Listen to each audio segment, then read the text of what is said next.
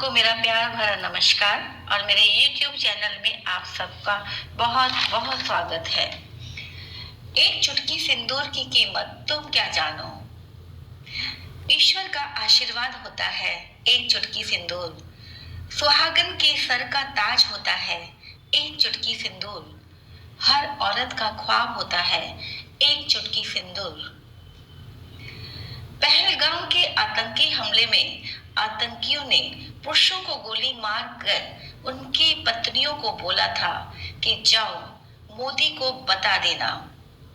तो फिर क्या था, मोदी ने भी आज उनको बता ही दिया कि एक चुटकी सिंदूर की कीमत क्या होती है नापाक बाबुओं। सबसे पहले बात करते हैं कि आखिर इस युद्ध का नाम ऑपरेशन सिंदूर क्यों रखा गया। इस नाम का प्रस्ताव हमारे प्रधानमंत्री श्री दामोदर नरेंद्र मोदी द्वारा तय किया गया था। पिछले कई वर्षों से आतंकवाद की वजह से हमारे देश में करीब 400 लोगों की जान गई और 1000 से ज्यादा घायल हुए।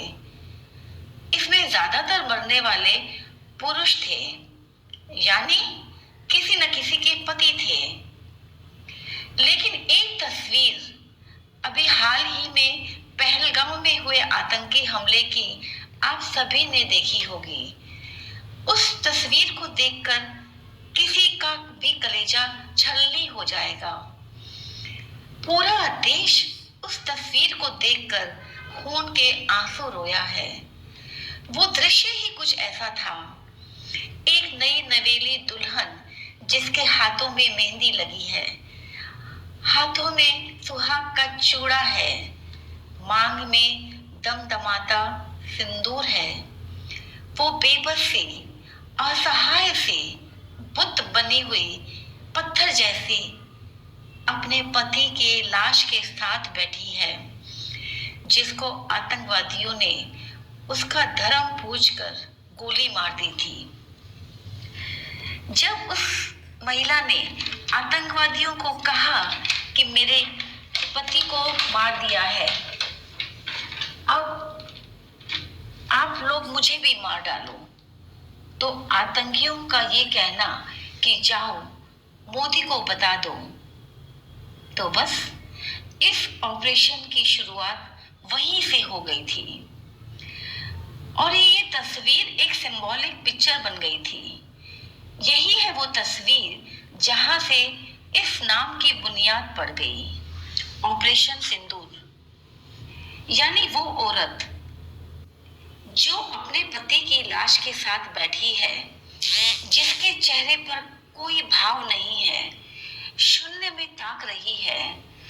उसे समझ ही नहीं आ रहा था कि उसके साथ ये क्या हो गया और अब उसे क्या करना चाहिए। शायद उस औरत को ये सब सपना लग रहा होगा, एक बुरा, बहुत बुरा सपना। कुछ नहीं कह पा रही थी वो, लेकिन उसकी ये तस्वीर बहुत कुछ कह गई। उसकी ये तस्वीर सैकड़ों कहानियां बयान कर गई। एक पत्नी जो कुछ पल पहले तक एक सुहागन थी और जिसे एक गोली ने विधवा कर दिया, उसका सिंदूर मिटा दिया, उसी की वजह से इस ऑपरेशन का नाम जन्म लेता है। और यह उन तमाम विधवाओं के लिए है जिनके पति आतंकवाद का शिकार हुए। इसलिए इस ऑपरेशन का नाम रखा गया ऑपरेशन सिंदूर।